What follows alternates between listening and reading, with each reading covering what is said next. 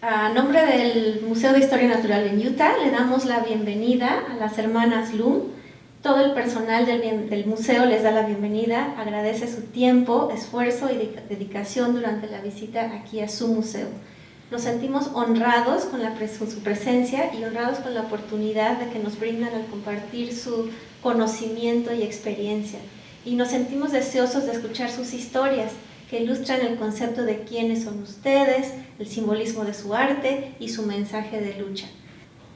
Y también podemos decir que nos identificamos con los colores, con el tejido, el bordado. Sabemos de qué pueblo somos de acuerdo a las rayas. Sabemos si ellos hablan Tzeltal, hablan Tzotzil, hablan Chol, hablan Tojolabal, Mam, Zoque, porque hay muchos grupos de mayas en los altos de Chiapas. Y de esa manera nosotros podemos distinguirnos. Y lo que a mí me gusta mucho es que siempre nos hemos respetado y nos hemos amado, ayudado en ambos. No porque ella es de Chamula, no lo voy a hablar, ¿no? Siempre, aunque ellos hablan Tzotzil, nosotros Tzeltal, pero siempre convivimos, compartimos nuestros productos de tierra, que el maíz, que el frijol, y todo. Entonces, para mí es sumamente importante porque de esa manera podemos sentir lo que somos, porque somos de la tierra, de la madre tierra.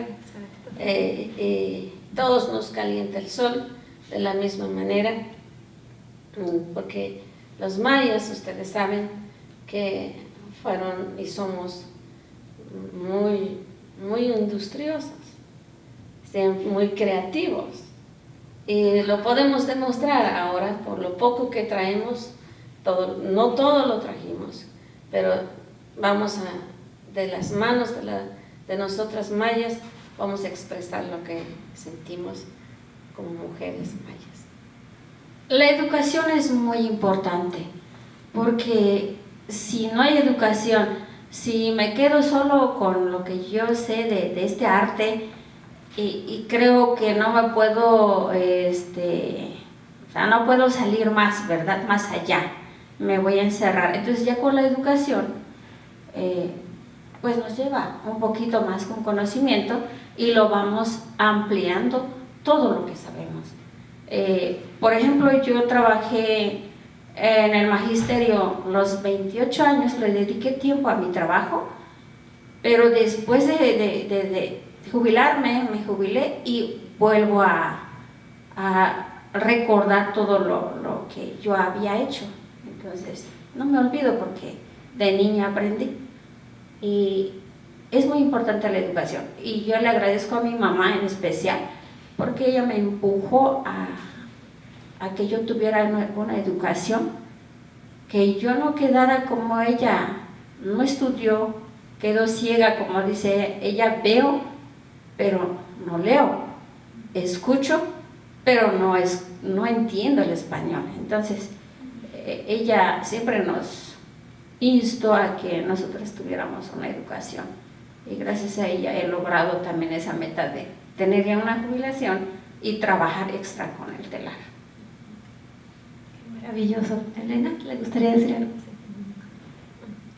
A mí me gustaría expresar referente a eso, para nosotras las mujeres indígenas, mi hermanita decía, mi mamá no estudió. Muchas mujeres en esa época no estudiaron, pero así como dice mi hermanita, agradecemos mucho a mi mamá.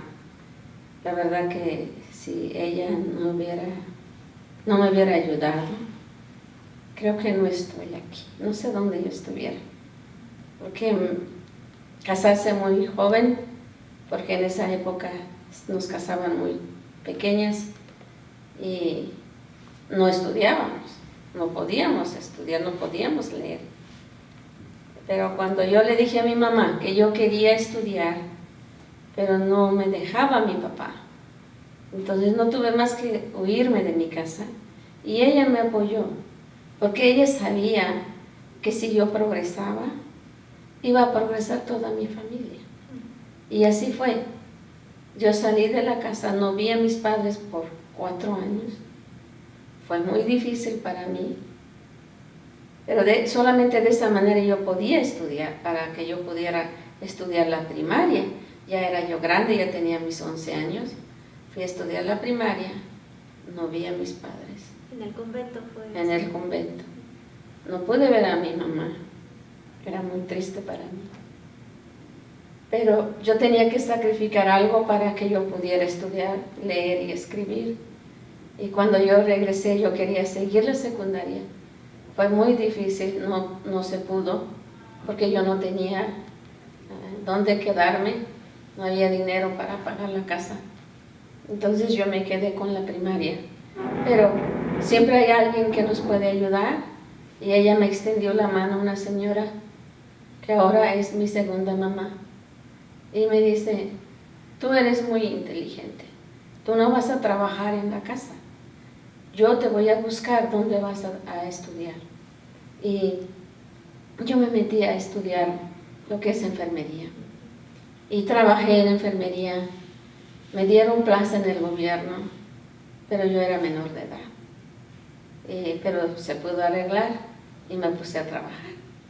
Y de esa manera pude ayudarle a mis padres y a mis hermanitas. Y me siento muy, muy bien en hacer eso. ¿Qué edad tenía usted? ¿17 años? Como 17 años, sí. Y yo pude ayudar. Yo me acuerdo su rostro de mi padre cuando llegó a cobrar mi primer dinero. Y yo me sentí muy feliz al ver a mi padre, muy feliz. Y lleno su redcito de dinero que había yo cobrado. Y eso todavía me da sentimiento, pero fue una manera difícil para poder estudiar. Pero gracias a eso hemos llegado a donde hemos llegado. Y yo sé que como mujer indígena maya, si nosotros queremos, no hay barrera, no hay frontera, siempre y cuando que tengamos una mira a donde queremos llegar. Y eso es mi sentimiento para las mujeres que aún no han salido, no han estudiado. Pueden seguir estudiando. Yo puedo seguir estudiando si quiero empezar a estudiar. Y eso es lo más importante para mí. A mi historia, como ya les dije hace rato en la presentación, pues nacimos las tres en el paraje Nabil. Y la escuela que nos quedaba muy cerca, pues era de 1 hora para llegar ahí. Para llegar a la escuela no íbamos con las manos vacías, o sea, solamente cargar cuadernos y libros para ir a la escuela, no, sino que llevábamos el bordado, si tenemos bordado, llevamos el bordado, y llevar leña para los maestros, cargar agua cuando no tienen agua los maestros, y pues con mucho gusto lo hacíamos, ¿no? Porque queríamos aprender. Y luego regresábamos, teníamos que cargar agua, lejos también para ir a traer agua con cántaro. Y para aprender a bordar y a tejer fue muy dura mi mamá, pero gracias a ella que estoy aquí y he llegado a donde estoy. Realmente estoy muy agradecida por esa enseñanza que me brindó desde pequeña, porque no nos dejó jugar, no nos dejó libres, sino que siempre trabajando. Manteníamos a mucha gente porque mi papá siempre fue autosuficiente en alimentos, cosechaba mucho maíz, frijol, y los trabajadores no le daba dinero, lo pagaba con maíz. Entonces siempre había mucha gente y lo disfruté todo eso porque mi papá siempre convivía con mucha gente, adoptó a muchos hijos que estaban abandonados, fue alguien, o sea, una persona muy, muy cariñoso con toda la gente, porque le daba, compartía y salía en lugares donde lo mandaba. Entonces, nosotras creo lo traemos esa herencia, porque pues estamos hasta aquí. Y gracias a ellos, porque realmente nos educaron y nos enseñaron lo mejor para nosotras, para tener éxito en la vida. Y eso es lo que estamos compartiendo. Yo, en especial, yo comparto con mis hijos, mis nietos, y primeramente que hablen el idioma maya, ¿no? Que es el tal. Y ya le estoy enseñando a mis nietas sobre el telar. Ya, una de ellas ya hila y la otra pequeña ya borda. ¿Qué edad tienen? La mayor tiene 14 años, la que ya hila, ya sabe contar, bien, porque tiene que ir bien contadito para que no vaya disparejo los adornos. Y la otra chiquita ya sabe hacer el cuellito, muy sencillo, pero ya lo hace. ¿Qué edad tiene ella? Tiene 11 años. 11 años, y el niño es el que ya hace la bolita del hilo, que tiene 8 años. Pues las bases principales del telar es saber cómo empezar a urdir, porque tiene su lado, no puede dar la vuelta hacia arriba, sino siempre tiene que ser hacia abajo, todo es hacia abajo, ¿no? De abajo arriba. Y si no lleva eso, no puede tener cruce para el telar, se pierde. Eso sería la clave en el telar. Y luego bajar, y tienen que saber en qué lado también, porque eso va a ser la terminación del telar, ¿sí? Tiene que ser bien terminado, y saberlo cargar también. Todo tiene su chiste, ¿no? Porque si no se carga bien y no está fuerte donde lo amarramos, pues no se puede avanzar el tejido, se pone muy suave o muy flojo, le podemos llamar, ¿no? Y no puede bajar cada pasada que queremos hacer. Meterle la pieza de ¿cómo se llama? El machete. El machete no pasa, no baja. Y si hay mucho frío también, si le llega frío, se pega el hilo. Entonces, por la humedad también. Sí, tiene que estar en un lugar así como estamos ahorita, calientito, y si el sol está fuerte es cuando se avanza bien el tejido. También hay hilos muy prácticos para tejer, y si el hilo es muy sencillo, también nos cuesta. Hay veces se revienta y se rompen los hilos. Tenemos que cuidar todos esos detalles. Eso sería sobre el telar. Y el bordado, de igual manera, escoger muy bien nuestros colores para que luzca bonito. Lo tradicional del pueblo de Oshchuk es el rojo, el rosado, el naranja, muy poco el amarillo. Esos dos, rojo y naranja, son los claves, los que fuertes, y el guinda también.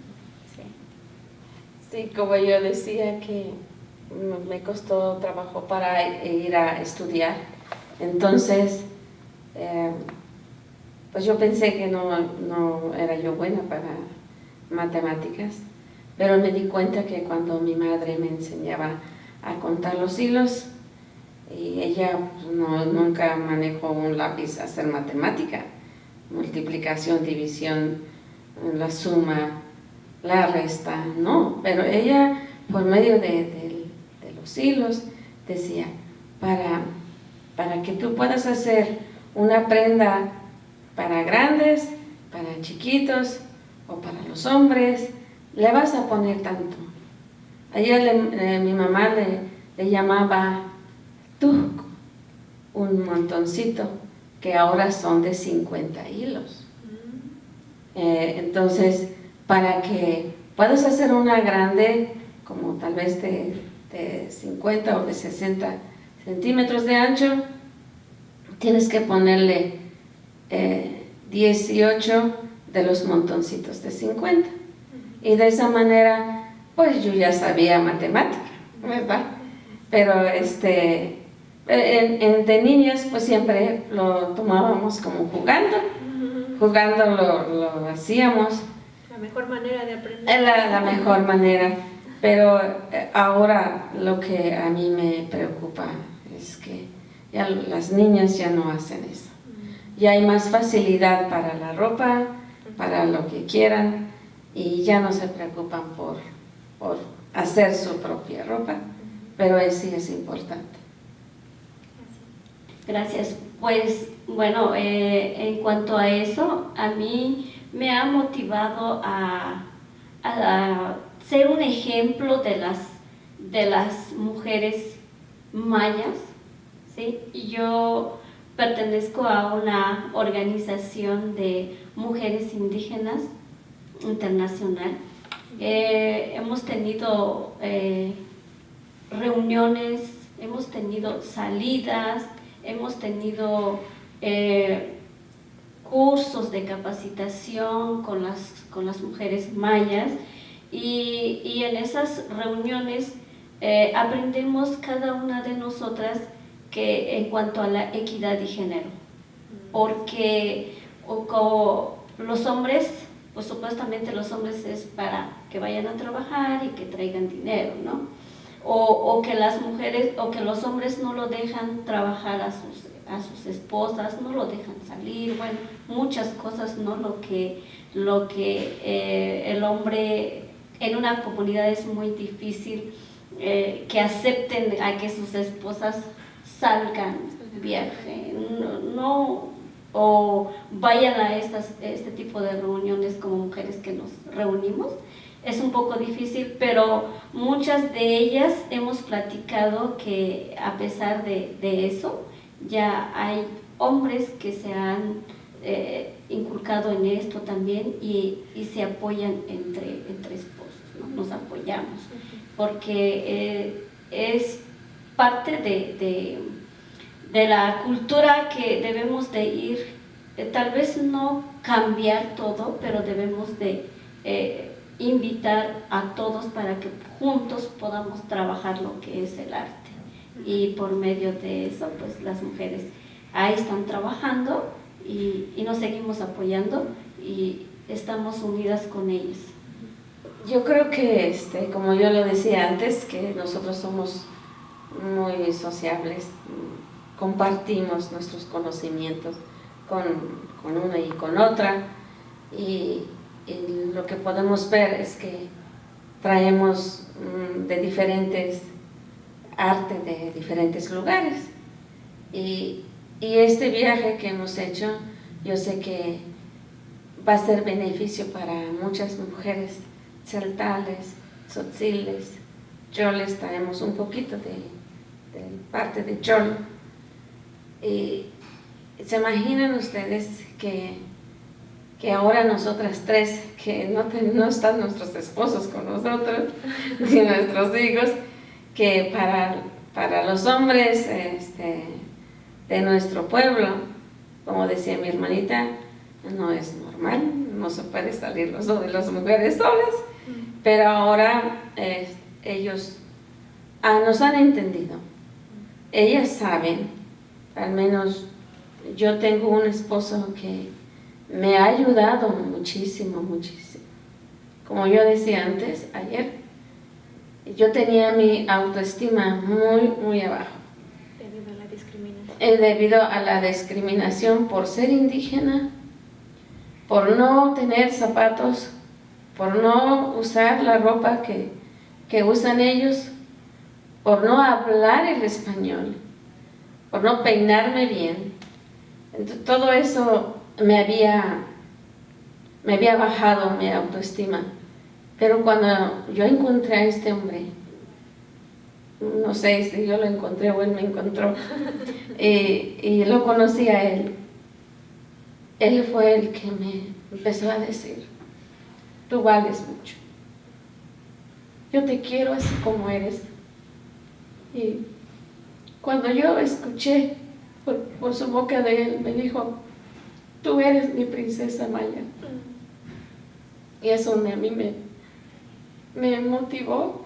Yo dije, tiene razón. Él me defendió, me ha defendido hasta ahora. Entonces, ¿por qué no reconocerlo? Que hay muchos hombres buenos. Entonces, yo creo que en esta manera podemos ayudar a otras mujeres de nuestras comunidades. Así es, creo que bueno, estamos concluyendo, pero para mí es un privilegio de poder compartir aquí en Utah. Que vean que realmente, como decías Fanny, que el pueblo maya vive, su arte vive, su matemática, su ciencia, su química, porque entra ciencia, química, ingeniería, entran muchas cosas. Y por qué no poder compartir con los que quieran, y más que todo los niños, para mí en especial los niños, porque allá de repente escuchan de los mayas y quiénes serán, pero ahora van a poder ver, van a poder saber quiénes somos, cómo trabajamos, cómo pensamos, cuál es nuestra historia. Yo creo que es una parte muy importante. Tuve el privilegio de poder estudiar la historia de Estados Unidos y créanme que me sentí muy, no sé, como que sí, hay algo relacionado con la historia de México. Y también mucha gente, los que llegaron aquí, sufrieron, como nosotros, cuando fuimos colonizados, ¿verdad? Pero en aquel tiempo, pues, se perdió muchas cosas.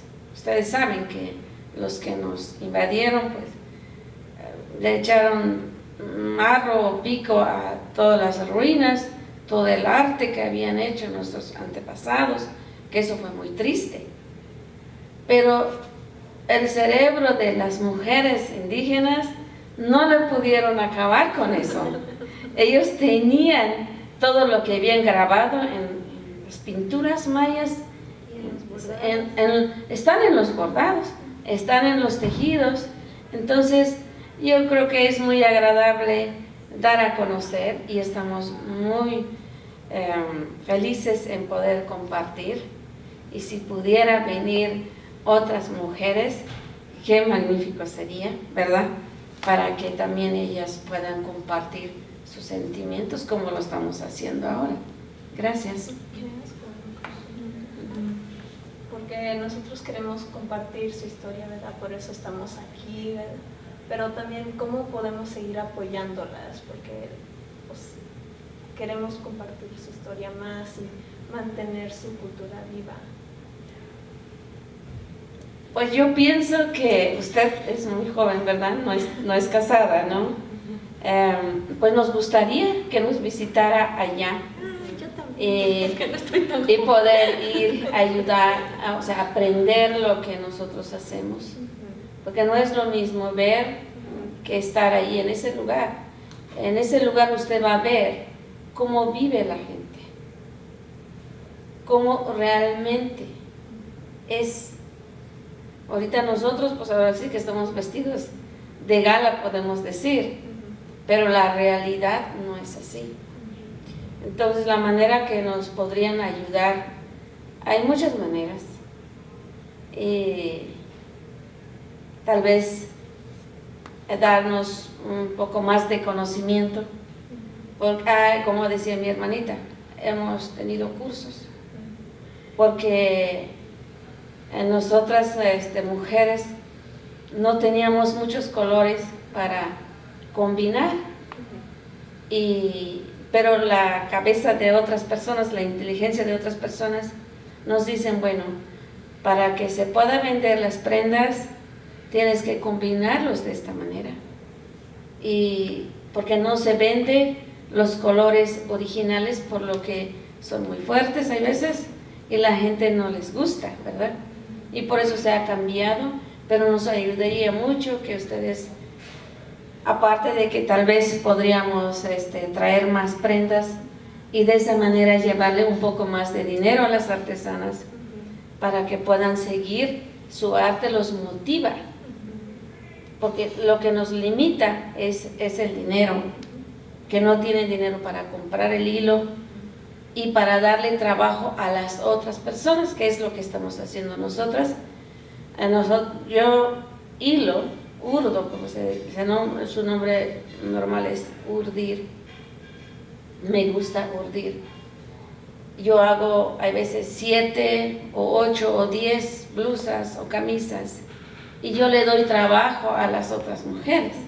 Ambos, de esa manera nosotros nos estamos apoyando. Pero si tuviéramos un mercado donde podemos mandar nuestros productos, sería mucho mejor, porque de esa manera mejoramos la calidad de vida de las familias, mejoraríamos la carrera de los hijos de esos artesanos, de esos indígenas, y pueden llegar a ser profesionistas, aunque ya hay médicos, hasta ya hay doctorados en mayas, pero sería mucho mejor que pudieran venir a estudiar aquí en la Universidad de Utah. Qué satisfacción. Han llegado algunos mayas a la Universidad de Harvard, pero por ayuda de otras personas de aquí, porque solitos no se puede. Gracias por su pregunta. Muchas gracias.